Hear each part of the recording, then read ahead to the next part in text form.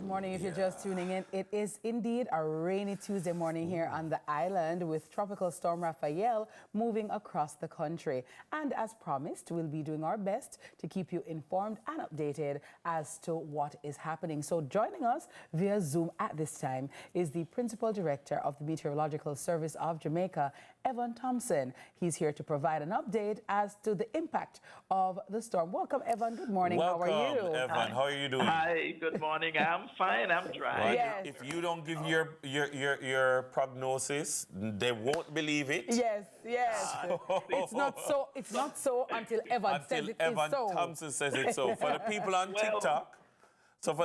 TikTok, tell us, as of this morning, what is the state of play? What's happening? Where is the storm? Where's Rafael? Raphael, as you say, is a tropical storm. It's still south of Jamaica. The center of the system is actually still south of Jamaica, but it's very close to the southwestern coastline as we speak. It's actually moving.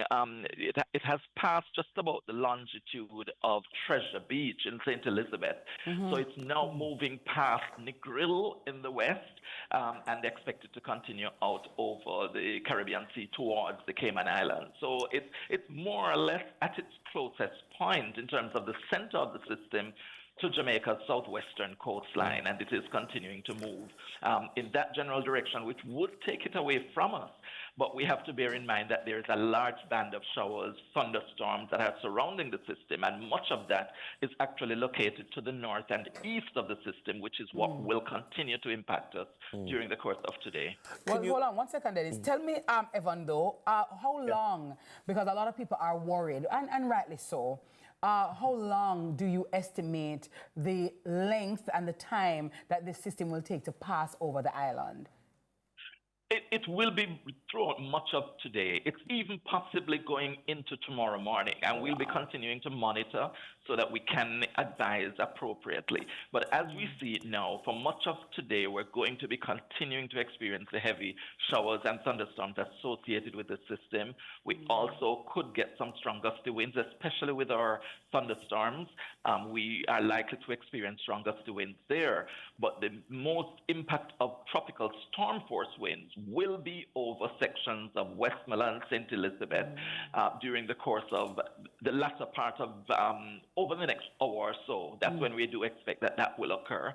The rest of the island may get gale force winds, gusting to maybe tropical storm force winds during the course of the day, but it is expected to gradually weaken with respect to the winds as we go through today, and the rainfall will continue much into the evening.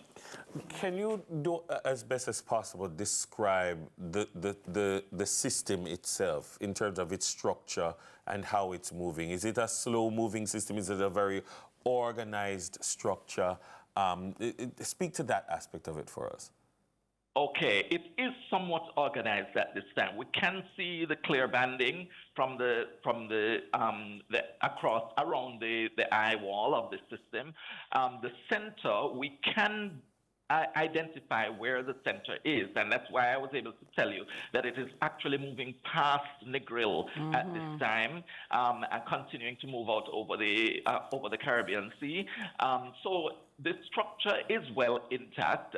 It does have some more organization to go through, but that will occur over the next few hours because it's expected to become a hurricane in the vicinity of the Cayman Islands later on on Tuesday here today. And then it will continue to move toward Cuba, where it could again pick up strength. And this is toward western Cuba during the later part of the day going into tomorrow morning. That was my next question, because in terms of the prospect for strengthening and the water temperatures, where in the direction where it's heading, you know, what are the temperatures like in where it's going? I like the tone of your questions. I mean, clearly you know that the warm sea surface temperatures do contribute to strengthening of these systems. And yes, we do have some sufficiently warm waters in the Caribbean Sea. The strengthening is expected to take place over the next 24 hours. It might not be as rapid as was earlier predicted, but it will occur as it moves through the Cayman Islands and moves through the waters toward the Isle of Youth and western Cuba. So that's what we're projecting at this time. Further strengthening, it could, I suppose there's a possibility of it becoming a major hurricane, but we are not at threat of major hurricane force winds in Jamaica. Let me ask you though, Evan, because a lot of us and persons are wondering that normally at this time we would be coming out of the rainy season, the hurricane season, but it seems like these systems just keep coming and coming. What do you think has attributed to this? I know global warming is a real thing and climate change is very real as well. But I mean, is there any end in sight? Yeah, the end is in sight. I mean, we are going now through the month of November. Of course, you know, that old adage that says that October all over is really not true. The hurricane season goes till the end of November, and we are very susceptible to this kind of activity during the month of November. It's not really unusual for us to get a hurricane in our vicinity in November. The likely, what is usual, or, you know, the traditional pattern is for systems to develop in the Western Caribbean during the course of November or in the Gulf of Mexico, and we are in the Western Caribbean, and that's where it actually developed. So it is actually following the rule book, developing at this time, moving toward the north, which is what usually happens at this time of the year as well. It's not usually coming from West Africa during the course of November. So we are actually experiencing what is not really unusual. Jamaica being impacted is really has always been very possible during the month of November. However, as we get to the end of the month, we do expect that things will start to dry out a bit. I don't expect that we will have the system continuing to occur well into November. I won't say it's not possible, but I'm really not really expecting that. Although we have another thing that contributes to the season, the La Nina phenomenon. Yes. La Nina, is gradually, it's not very strong. So it's not expected to contribute that significantly to keeping the system active right throughout the month of November. Finally, for those persons who may be in traditionally flood-prone and low-lying areas where we always warn them, we're always warning fisherfolk, but the truth is that we are seeing things playing out in spaces, flooding in spaces that we never saw before. What are some of the flashpoints that we're seeing that you're warning people about? Some of the high collection spaces in the country that you're now looking to say to those persons, hey, be careful, be on the lookout because there's heavy rain in your area, or heaviest. Yes, I know the word you used then is the flashpoint, because flash flooding is really what we expect to occur over the island. And in this scenario, because we've been having so much rainfall over the past couple of months, going through October as well, we do expect that a lot of areas that might not really be considered flood-prone per se could actually experience flooding. Yeah, because the soil is saturated. Yes, the soil is already saturated, and we also have some unstable soil because we have already been experiencing some landslides in some areas, in some hilly terrain, and so that is expected to continue. Many of us were able to get some shut-eye during the course of last night, you know, and just cover up and wait until this morning to continue monitoring the system. But there are some of us who live in areas that you can't shut your eyes because the water levels are rising. Right. And I sympathize with those persons. Hopefully you have not experienced significant flooding, but you must remain on alert because that could happen at any time. That's what flash flooding means. It could occur in very quick period of time because of heavy rainfall occurring in your area. So you must be prepared to move if necessary, as long as you see waters rising in your area. Thank you so much. Indeed. All right, Evan, thank you. And of course, the Met Office and your team, I know you guys are up working. At this time, it is all working time, right? So when a lot of people are in their beds, covered up to their throats, right? Yeah. We're at work, but we love it. So thank you and your team and all the work that you do. And thank you so very much for always keeping us informed.